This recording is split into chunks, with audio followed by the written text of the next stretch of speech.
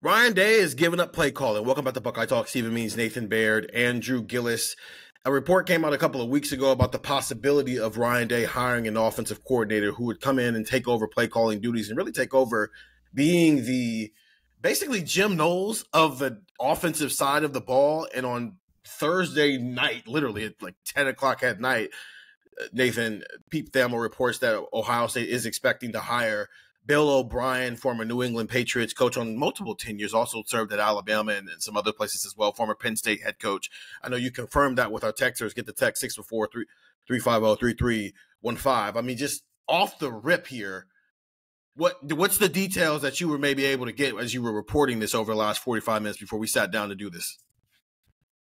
Yeah, so it's both the addition of Bill O'Brien and the departure of Corey Dennis, which was sort of happening anyway. We weren't sure if they would hire an offensive coordinator who would then come in and make staff evaluations. There's a football scoop report to that extent, and then maybe that would decide what was happening with Dennis. But this always seemed like the most natural fit and something that the staff wasn't set up to do a year ago when Day was thinking about giving up play calling. Was you had a very young, relatively inexperienced, pretty inexperienced quarterbacks coach who wasn't going to take over play calling, and that didn't leave them a lot of maneuverability on the staff. So this replaces that. This is, I know that people were maybe expecting a hot, young, flashy name. This, to me, is more like finding what they were missing this past year, which was Kevin Wilson.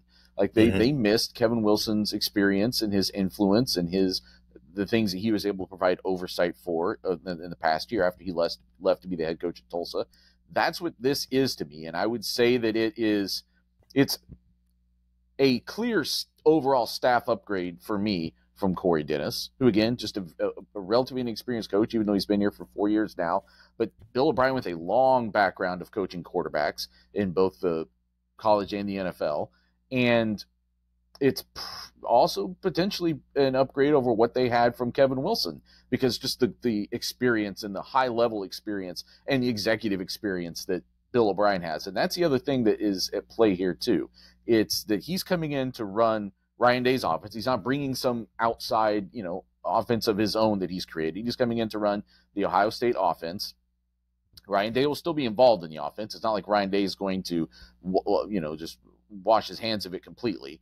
But O'Brien is going to be the one doing the organizing and putting things together from the best that we can tell. And to really turn this over, I think Day had to have someone that he felt that had that experience and gravitas that he could trust to.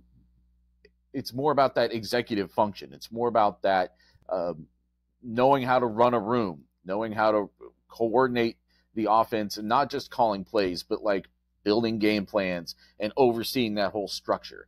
That's what this was more about to me than just finding a play caller. And he might have, that was one option. You could go find another Ryan Day and what he came here as in 2017, up and coming, rising, progressive offensive mind, however you want to say it.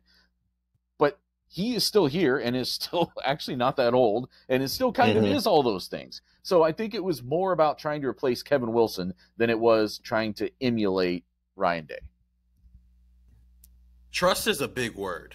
I'm glad you used that. With Ryan Day, that word is more significant than it maybe would be just with other people in general. That matters to him. Can he trust? How much does he trust you to be able to do that role?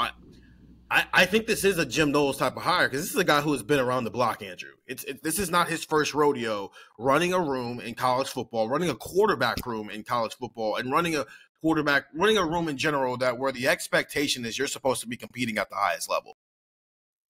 Yeah, so the things that I have kind of been thinking of over the last kind of hour or so since this news broke, there's a phrase and there's a word, or the phrase and a word, and the phrase is head coach of the offense. We've heard that a lot. I've heard that a lot. I joined this beat in July, and you hear head coach of the offensive line. You guys have made jokes about that. Head coach of the defensive line, head coach of the secondary.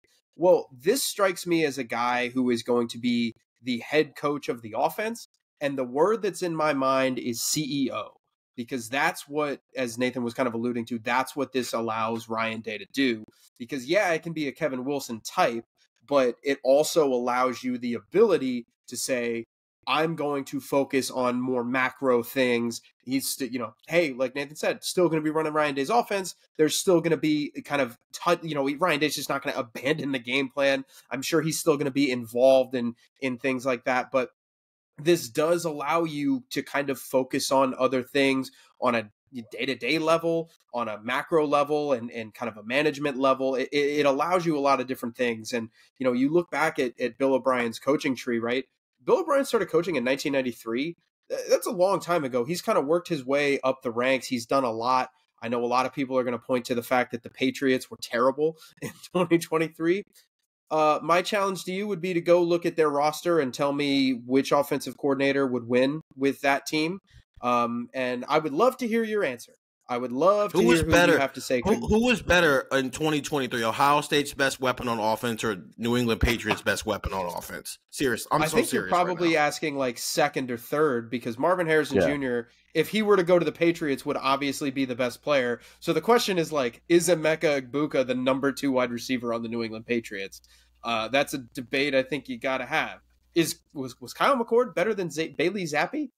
That's another debate. But anyway, that's what that's what we're dealing with, right? So, this is a guy who I'm not even, and then if you want to take it the other side, I'm not even going to say, hey, look, he coached the greatest offense in NFL history with the Patriots in 2007. Like it is part of his resume, but so is the bad with the Patriots. There's the good and the bad.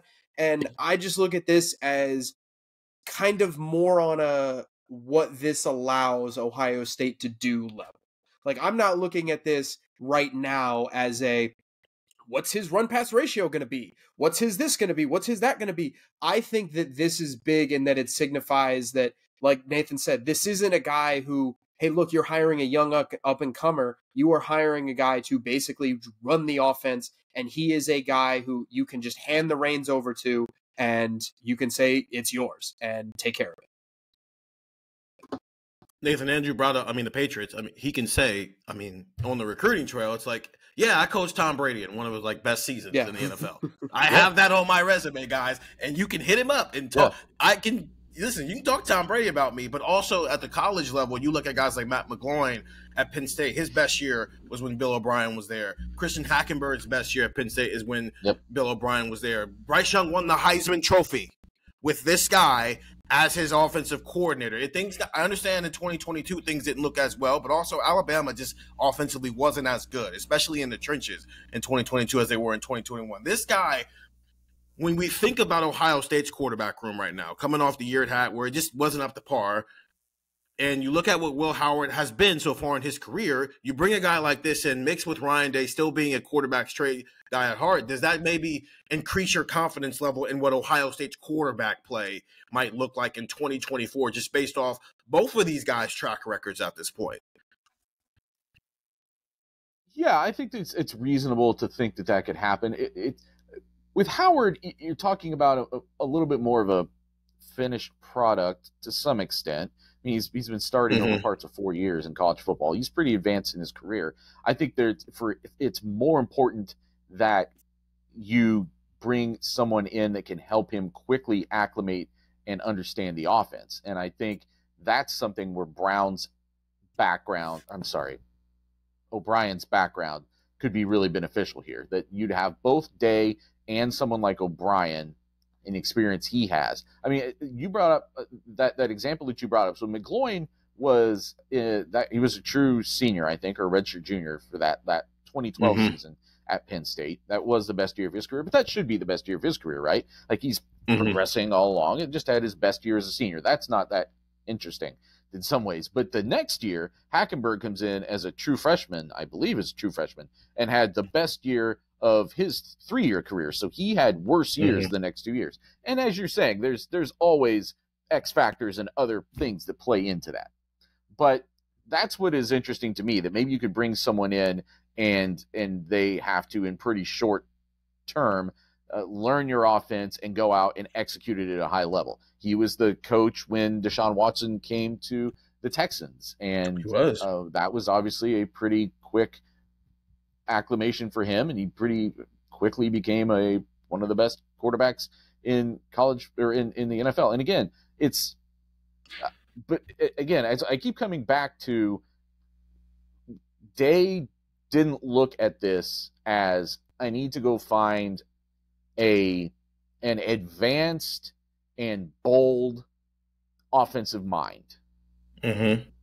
He came in and said, because that wasn't what they were necessarily missing last year. It wasn't necessarily, I don't know, do people watch this team and think that the thing that was missing, like when we have brought this up, and I think we've been pretty fair in our critique of where this has been costing Day and where it's been costing Ohio State in terms of just the game organization, the game play calling, the week-to-week stuff.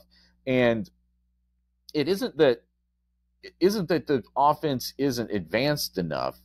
You could maybe even argue at times it's almost too advanced. Like, you've got to learn. I mean, C.J. Stroud just said, I've got less responsibility in the NFL than I did at Ohio State.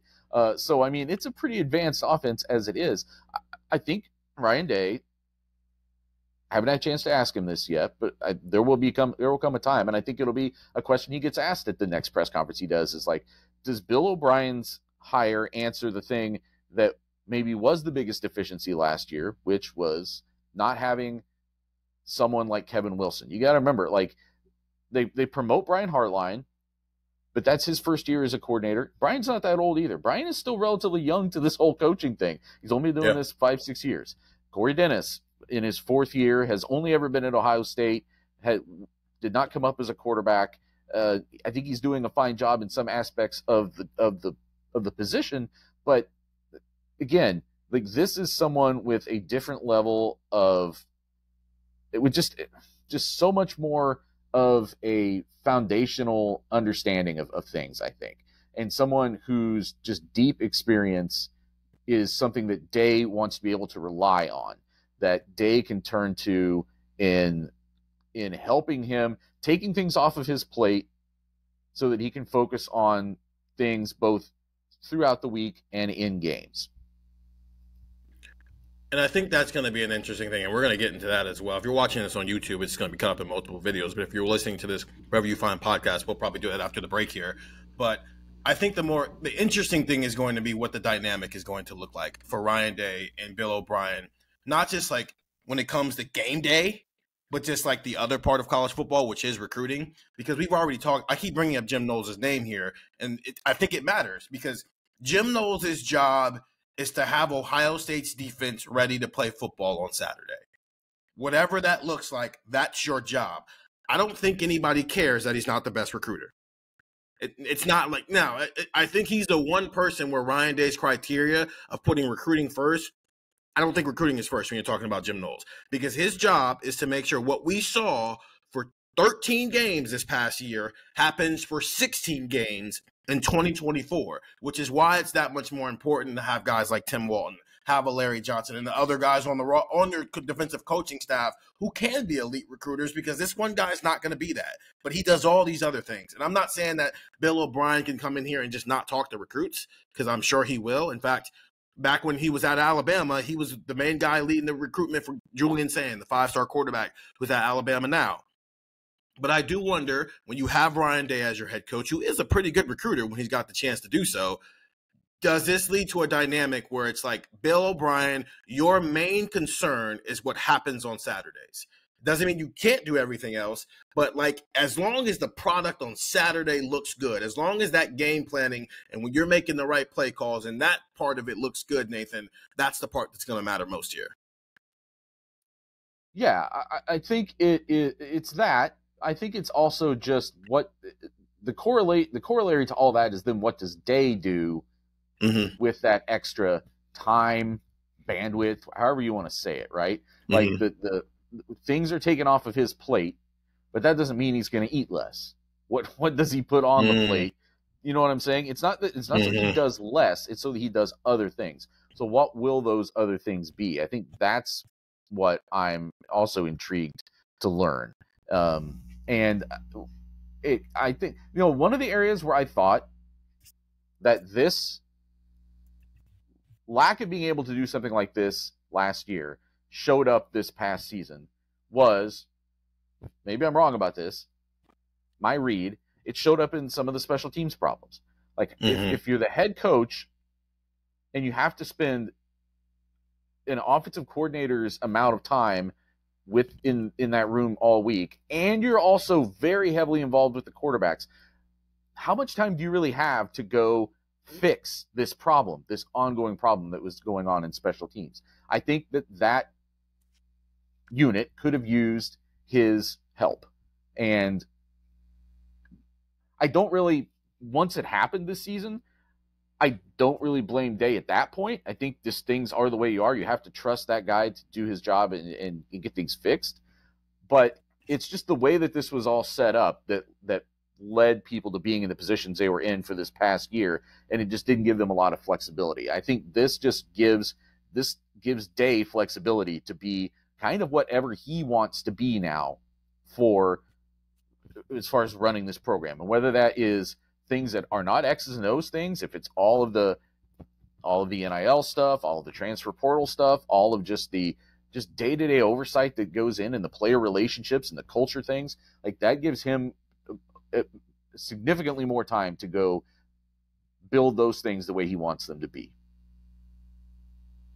So we're going to continue this conversation after breaker. Get the text 614-350-3315. When this news broke, that was the first place we went with it, was through the text. 2-week free trial, $3.99 after that. And then we also confirmed it. So we gave a little bit more information into what is going on here. We're going to take a quick break here and talk more about Ohio State hiring Bill O'Brien as its offensive coordinator for the 2024 season here on Buckeye Talk.